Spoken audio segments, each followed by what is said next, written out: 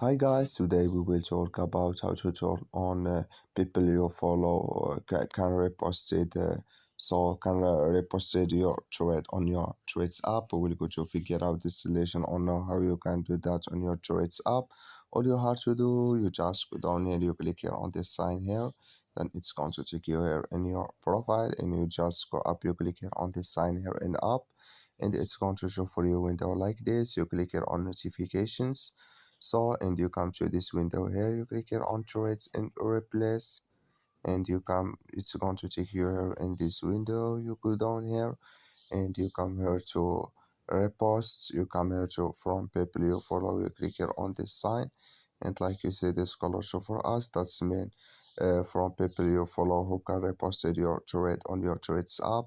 I wish know you I gave it. That's all, so just follow this ways and it's going to work with you.